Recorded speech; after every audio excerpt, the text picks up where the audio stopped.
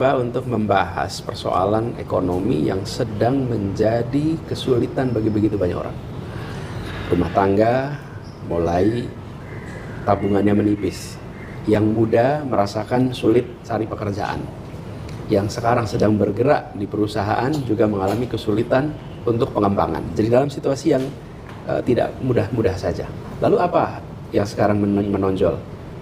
Rupiah kita mencapai titik terendah dalam sejarah. Nah, karena itu kita ngobrol hari ini, saya mengundang 3 orang narasumber untuk sama-sama membahas persoalan ini secara lengkap untuk kita sama-sama menavigasi seperti apa langkah-langkah kita ke depan. Jadi pertama saya mengundang ini Mas Awalil Rizky. Beliau adalah seorang ekonom yang banyak mengkaji persoalan fiskal, banyak mengkaji persoalan moneter, yang selama ini tulisan-tulisannya dan pikiran-pikirannya banyak jadi rujukan. Dan yang kedua, Mas Yanuar Rizky, seorang yang memiliki pengalaman di bidang capital market. Pada masa krisis 97-98, beliau sedang di pasar modal dan banyak mengkaji persoalan pasar modal, persoalan moneter yang pasti akan bisa memberikan perspektif dari sisi praktisi sekaligus juga policy maker. Lalu David Adrison. Ini adalah seorang dosen di Fakultas Ekonomi UI. Beliau doktor di bidang public finance dan banyak melakukan kajian tentang keuangan negara, kebijakan fiskal yang sangat relevan dengan persoalan yang sedang kita hadapi hari ini. Nah, jadi ini Mas, kita akan ngobrol pagi ini. Ada pertanyaan sederhana nih. Rupiah mengalami pelemahan terus-menerus.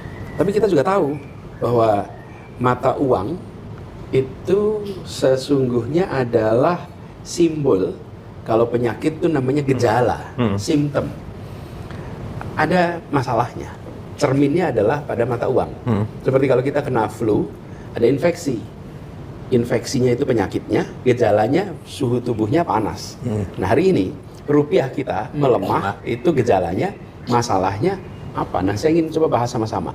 Apa sesungguhnya problem yang membuat nilai tukar rupiah kita mengalami pelemahan terus-menerus bahkan sampai titik terendah?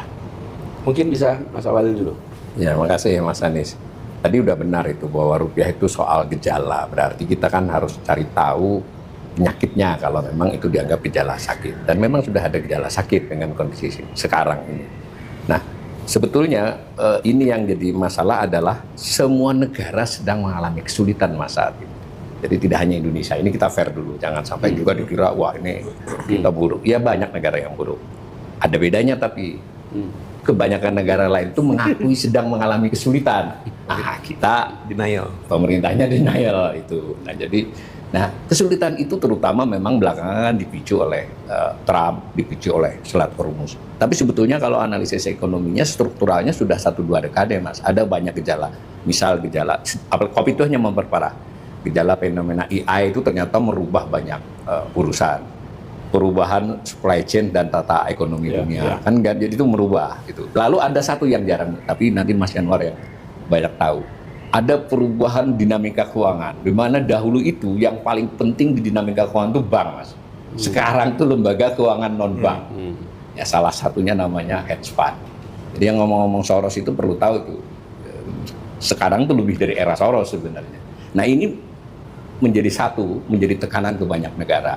Nah ke Indonesia, tekanan itu sebetulnya sama aja kuatnya di banyak negara. Cuma tadi karena menurut saya itu pemerintah, otoritas denial, akibatnya kan jadi tidak mitigasi. Kurang lebih itu sebetulnya. Ini kan yang juga sering dirasakan bahwa ketika kita menghadapi suasana sulit, di mana kegiatan itu bukan hanya oleh pemerintah, tapi oleh masyarakat. Apa sih kegiatan ekonomi? Kegiatan ekonomi itu pelakunya ada negara dan ada swasta.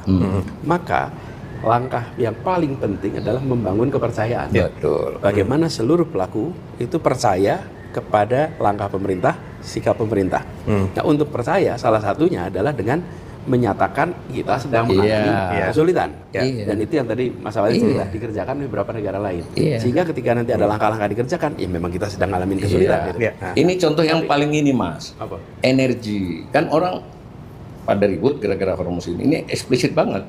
Jadi mereka ada yang menyatakan diri krisis energi siaga 1. Lah kita, mohon maaf, pimpinan kita mengatakan kita bisa bertahan dengan itu, bahkan dalam waktu dekat kita akan swasembada energi. Ini kan terlalu luar biasa. Jauh panggang dari api itu namanya. Di sisi lain, kita punya problem ruang fiskal kita yang terbatas. Betul. Lalu kita punya utang negara yang besar sekali. Mungkin David bisa bicara sedikit. Oke Mas, saya akan menghubungkan ini dengan pelemahan rupiah ya. Intinya sama seperti Pak Walil, satu currency itu adalah kepercayaan. Ketika orang percaya dengan mata uang negara tersebut, maka tekanan untuk pelemahan akan kecil karena prospeknya bagus ya. Jadi insentif untuk menukar ke falas itu berkurang. Nah, ekspektasi itu bisa karena dua hal. Kinerja masa yang lalu yang udah kita nggak bisa ubah, dan ekspektasi ke depan. Nah, kinerja masa yang lalu, ya itu kan bisa kita lihat. Mungkin banyak pertanyaan sekarang terkait dengan pertumbuhan ekonomi ini benar nggak sih? Ya, banyak yang kritik sana ya. Tapi yang lebih penting adalah ke depan. Sumber permasalahan kita itu di fiskal. Secara singkat, 23% dari penerimaan pajak kita hanya untuk cicilan bunga utang. Cicilan bunga utang saja. Jadi Belum pokoknya itu. belum pokoknya, ya belum pokoknya. Jadi kita fokusnya itu adalah cicilan bunga utang terhadap pajak. Kenapa harus terhadap pajak? Karena pajak itu lebih stabil dibandingkan dengan PNBP. PNBP ini apa jelasnya? Penghasilan Penerimaan negara bukan pajak. Ya. Ya. Yang akan turun karena ada sudah dividen BUA. Yeah. Dividen kan udah nggak masuk lagi karena dengan ada dan antara. Tadi sampai lupa saya tadi. Kembali tadi. PNBP akan mengalami penurunan. Ya. Debt service. Debt service. Debt service kita itu 23%. Tapi pemerintah selalu mengatakan bahwa kita aman karena debt to GDP, hutang terhadap PDB itu 40%, jauh lebih rendah dibandingkan dengan negara maju. Ingat, hutang itu hanya bisa dibayar dengan Pendapatan pajak, bukan dengan PDB. Jadi yang penting adalah kemampuan untuk mengkonvert PDB ke pajak. Kemampuan kita itu mengalami penurunan, Mas. Sekarang itu sekitar 8 atau 9. Itu artinya dari setiap 10 juta rupiah nilai ekonomi yang timbul, hanya 900.000 yang bisa dikolek dari pajak. Akibatnya apa? Ini ibaratnya adalah orang punya gaji UMR, kebutuhannya tidak tercukupi, terus berhutang terus. Tapi hutang tersebut digunakan bukan untuk kegiatan produktif. Akibatnya numpuk. Nah, sekarang pertanyaannya adalah, ketika sudah mengkhawatirkan, kira-kira orang akan mau ngasih pinjaman nggak, Mas? Enggak. Akan sedikit orang ngasih pinjaman. Kalaupun mau, ya, maka minta bunganya lebih yang tinggi. Ya, dan ada satu, sebelum ngomong ke Mas Januar ya, udah ada satu tantangan tersendiri soal tadi, ketika kita bicara mencari pinjaman, apakah itu dengan mengeluarkan bond dan lain-lain, maka dia berhadapan dengan penurunan nilai tukar mata rupiah. Jadi kalau misalnya nih, nilai tukar kita di dalam satu kuartal itu bisa sampai turun, sekarang udah hampir 10% ya? Ya, 9%. 9% dalam satu kuartal. Kemudian bond itu rate-nya di bawah depresiasi. Siapa yang mau ngasih uang? Nggak masuk gitu kan ya. Nah, jadi tadi dari sisi kemampuan untuk mengenerate revenue rendah. Spending kita 23% dari tax revenues itu untuk pembayaran cicilan bunga utang. Nah, tentu yang diharapkan itu adalah belanja pemerintah itu bisa mendongkrak ekonomi. Nah, saya cukup melihat dari 3 aspek. 2 lah, nanti panjangan. Pertama, yang bisa meningkatkan pertumbuhan ekonomi itu adalah belanja modal yang tepat. Saya garis bawahi yang tepat, Mas. Kenapa? Kalau hanya sekedar belanja modal doang, ya udah IKN tuh buktinya keluar, tapi kan kita tahu sendiri ya. Alutsista strategis. Jadi belanja modal itu mengalami penurunan. Ya. Itu poin pertama. Jadi kemampuan untuk mengenerate pertumbuhan ekonomi itu akan semakin terbatas. Di sisi yang kedua, program MBG, dan ini udah sering saya bahas. Program MBG itu bagus jika dilaksanakan secara targeted. Data statistik BPS menunjukkan bahwa hanya 15% dan masyarakat yang mengatakan bahwa mereka khawatir tidak memiliki makanan yang cukup. Artinya kalau kita mau melakukan MBG, fokus ke yang 15 ini. Ya. Nah, ketika kita juga memberikan kepada orang yang sudah memenuhi kebutuhan sehari-harinya, saya kasih ke Pak Walil, udah makan 3 kali sehari, Mas Anies, Mas Januar gitu kan. Saya kasih gratis, mau makan 4 kali 5 kali nggak, Mas?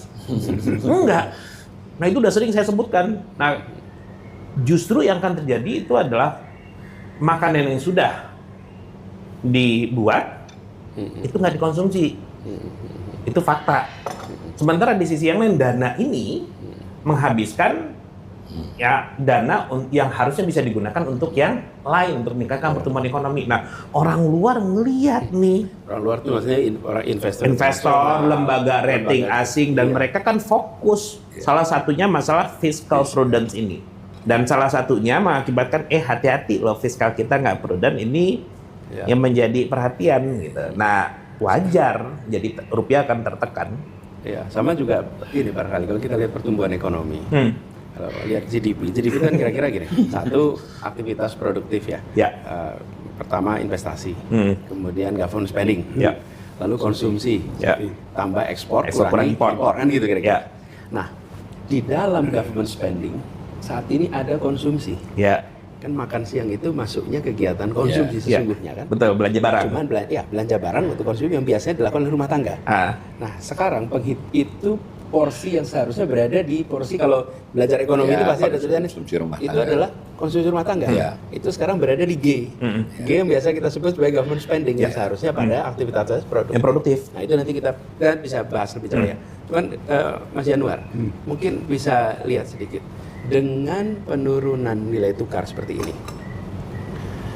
Apa konsekuensinya bagi satu kegiatan fiskal pemerintah, yang kedua bagi perekonomian, dan ketiga bagi rumah tangga? Baik Mas Anies, jadi kalau kita lihat ini kan sebetulnya kalau di orang-orang pasar modal dan pasar keuangan sebetulnya ini disebut dengan repricing. Jadi Repricing. menuju ke angka keseimbangan baru, Yang baru. dari valuasi pasar. Jadi sebetulnya kurang lebihnya tuh sebetulnya saya mungkin ingin menjawab pertanyaan Mas Anies ini dari apa yang dikatakan oleh Perdana Menteri Singapura 1 hari setelah pertemuan Trump dan Xi Jinping. Dia mengatakan kepada masyarakatnya kurang lebih sense of crisis lah. Jadi dia bilang walaupun kelihatannya pertemuan Amerika dengan Cina sesuai harapan banyak di pasar gitu ya, tapi menurut dia kita akan menghadapi masa-masa stagflasi yang lebih buruk dari tahun 70. Nah, jadi kalau kita lihat apa poinnya? Poinnya kan berarti inflasi di global Ya. dan dia stagnan. Nah, Pertumbuhan apa ekonominya yang stagnan. pertumbuhan ekonomi stagnan dan dia inflasi. Sebetulnya ada yang jadi ukuran ya Mas Anies di 3 negara. India, Cina, dan Amerika Serikat. Dia punya ukuran terhadap rasio harga emas dibandingkan harga Cooper. Cooper Yes. ini karena di samping sekarang soal AI, semiconductor, tapi Cooper juga dia menjadi aluminium dasar untuk manufaktur. Jadi sebetulnya ada ukuran di 3 negara ini, kalau emas yang safe haven sudah dijual, di cash in, ditukar ke Cooper, berarti sebetulnya era-era ketidakpastian sudah berlalu. Lalu Masuk ke Orang mulai era stabilitas. stabil. Betul. Nah, sebetulnya ini sudah terlihat bahwa Amerika mengarah ke stagflasi, gitu ya. Itu sudah dari tahun 2020, bahkan 2019 sebelum COVID. Jadi ada kecenderungan bahwa Amerika Serikat mendorong harga emas naik, tapi juga mendorong harga Cooper naik. Jadi artinya rasionya itu menjadi stabil, tapi sama-sama naik. Nah, di situ kan sebetulnya ke arah apa yang dikatakan oleh Perdana Menteri Singapura. Sebetulnya sinyal itu udah kelihatan dari 2019 akhir. Jadi kecenderungan bahwa global inflasi, tapi juga stagnan. Jadi stagnan ditandai dengan emasnya naik. Kalaupun mau membiayai produksi, Cooper-nya juga naik. Rasionya sama, harganya lebih tinggi. Harganya lebih tinggi. Nah, jadi sebetulnya kalau kita perhatikan, disitulah mulai terjadi yang namanya repricing, terutama di Amerika Serikat. Nah, singkatnya gini, Mas Andi. Singkatnya itu sebetulnya di tahun 2020 itu, sebelum COVID dimulai, The Fed itu melakukan yang disebut dengan normalisasi kebijakan. Jadi sebetulnya di tahun 2008 itu, Amerika Serikat di tengah crash di Wall Street, dia melihat bahwa ini akibat bumerang yang dilakukan oleh Greenspan ketika dia melakukan perang dagang dengan Cina di 2003 sampai 2005. Jadi menaikkan harga minyak tinggi, menaikkan Fed rate tinggi, memukul Amerika Serikat sendiri. Karena Fed rate yang tinggi itu membuat KPR kelompok menengah ke bawah naik, gak bisa bayar. Gagal bayar, crash lah di Wall Street-nya. Nah solusinya pada waktu itu kan sederhana. Kalau butuh likuiditas, butuh gagal bayarnya diatasi, turunkan suku bunga. Tapi problemnya kalau turunkan suku bunga, maka uang akan keluar karena dia juga butuh likuiditas. Nah disinilah kemudian Amerika Serikat mendorong yang namanya politik inflasi rendah. Kenapa saya katakan politik? Karena konsensus. Konsensus yang dilakukan oleh Chairman the Fed waktu itu, Ben Bernanke.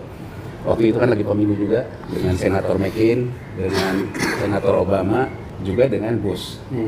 Bahwa pada dasarnya ini untuk kepentingan Amerika, kita ada konsensus. Jadi sebetulnya dia menurunkan bunga, tapi juga energi harus turun. Kemudian agar likuiditasnya itu bisa dikendalikan, kita membuatlah yang disebut dengan quantitative easing itu, yang orang selalu bilang cetak uang. Jadi artinya bunganya turun, tapi uang itu diserap balik dengan pasar membeli surat utang pemerintah Amerika Serikat. Di Amerika Serikat sendiri pada waktu ini ditempuh, banyak ekonom yang mengatakan ini akan mengakibatkan inflasi. Karena pada dasarnya sebetulnya kita inflasi, tapi dipaksakan seolah-olah tidak inflasi. Nah, tapi inilah karena Amerika Serikat dari Bretton Woods Agreement itu sebagai ruling currency dan demand US dollar ada di mana-mana. Jadi sebetulnya akhirnya inflasinya diekspor sama dia, dibayar oleh negara lain. Nah, jadi uang ini ekses likuiditasnya masuklah ke negara-negara lain. Nah, singkatnya Mas Anies, ini sesuai dengan testimoni Janet Yellen ya, Chair the Fed yang menggantikan Bernanke di Kongres Februari 2014. Kebijakan kita menghentikan quantitative easing 2011 diikuti normalisasi neraca 2012 menimpa 5 fragile countries. 5 negara. 5 negara. 1 Turkish lira, Indonesia rupiah, Brasil peso, dolar Afrika Selatan, dan India rupee. Jadi pada waktu itu Janet Yellen meminta persetujuan Kongres, kita jeda dulu normalisasinya, memberikan kesempatan kepada 5 negara ini untuk merespon kebijakan kita. Untuk bersiap-siap. Di sini masalahnya. Kemudian Trump sejak kampanye dia menyerang ini. Dia menganggap periode pertama ya, periode pertama. Dari mulai konvensi Partai Republik. Trump mengatakan kita ini di era Obama kebanyakan kompromi, kebanyakan penanganannya multilateral. Dan Trump juga menyerang kebijakan politik energi murah mengakibatkan Amerika jadi negara lemah, terutama defisit migasnya. Nah, Trump pertama di 2016 dia melakukanlah normalisasi dan menaikkan harga minyak. Nah, yang menarik Mas Anies, sebetulnya ketika The Fed, ini mungkin kan orang selalu bicara Soros ya. Soros, karena saya dulu 97, 98 saya di bursa, jadi pas turun banyak itu, saya juga harus nanganin kasus, saya juga harus menyiapkan banyak untuk rapat bos-bos saya gitu. Jadi saya kan, ya kerjaan saya waktu itu ya nonton Soros ngomong apa, Mas ngomong apa gitu. Kemudian saya simpulin, saya summarize buat bos-bos saya, karena kan waktu itu krisis ya. Jadi saya masih ingat gitu, Soros itu menjawab apa yang diutarakan oleh Mahathir. Dia bilang, ya saya ini hedge fund. Hedge fund itu kerjaannya menghedging ketidakpastian. Dan saya melihat, kenapa saya melakukan short terhadap mata uang di Asia? Karena saya melihat di Asia perbankannya over exposure. Jadi dia bilang, yang mengakibatkan over exposure kan bukan saya, Anda sendiri. Tapi saya melihat negara-negara Asia punya masalah. Kesempatan. Bahwa dia tidak lagi kuat menahan rezim di Indonesia khususnya. Karena Indonesia waktu itu rezim devisa mengambang. Menurut Soros, Indonesia tidak punya kekuatan lagi untuk selalu ban intervention. Kan kalau dulu intinya 2200 adalah ban intervention. Kemudian dia bilang di Korea Selatan dia melihat bahwa overexposure ini juga mengakibatkan konflik antar cebolnya. Antar konglomeratnya. Cebol itu konglomeratnya. Konglomeratnya Korea. Jadi dia bilang ya berdasarkan analisa dia short. Nah, sekarang Mas Anies, apa yang terjadi sebenarnya sekarang? Orang selalu ngomongin Soros. Netizen yang ngomongin Soros. Ternyata arahnya ke sana. Saya kalau kita ingin memetakan dengan pasti, 2012 itu ada yang punya Elliott Management, kan kalau Soros kan Soros Fund ya. Namanya Paul Singer. Dia bilang kita akan memasuki the new era of global shorting bond. Jadi yang di short ada surat utang pemerintah yang di short. Tadi yang Mas Awalil katakan di depan, di 2012 juga data dari Bank of International Settlement menunjukkan peran banking sektor di negara maju udah diambil alih non banking sektor. Jadi hedge fund inilah yang mengelola dana paling besar. Dan dana ini semuanya ada di surat utang pemerintah. Nah, apa yang harus kita lihat usaha di situ? Yellen mengutakan 5 fragile countries. Di 2016, Paul Singer ini menang sama Argentina. Jadi pemerintahan Argentina default parsial ke dia. Nah, ini yang harus kita cermati saat ini. Yang kita harus cermati saat ini itu sebetulnya tidak selalu yang seperti dikatakan oleh Mas Fit tadi, tidak selalu debt to the GDP ratio gitu. Pada dasarnya Anda bisa bayar nggak? Pada dasarnya Anda punya bond di swap nggak? Bukan utangnya, kemampuan membayarnya. Kemampuan membayarnya. Nah, kenapa rupiah kita semakin lemah? Jadi rupiah kita semakin lemah ini sebetulnya sudah tergejala sejak 2016. Iya, betul. Ketika asing ini sudah mulai membuang surat utang kita.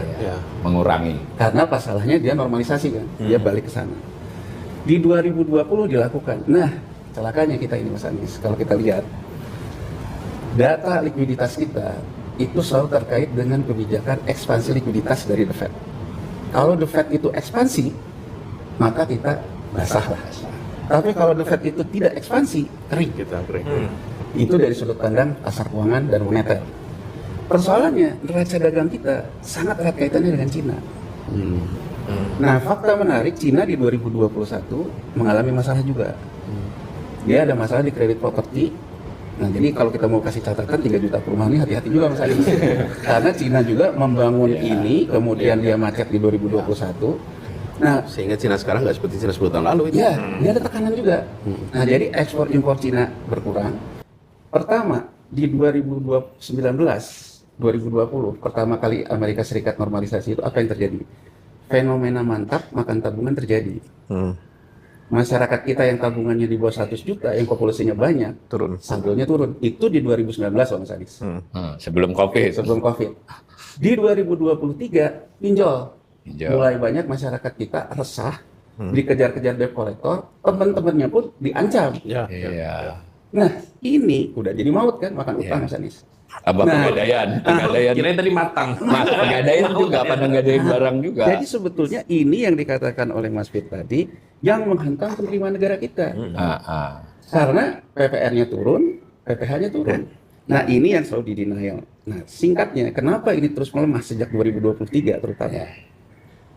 Asing sudah membaca, pada akhirnya Indonesia akan kembali membutuhkan asing untuk mengatasi fiskal.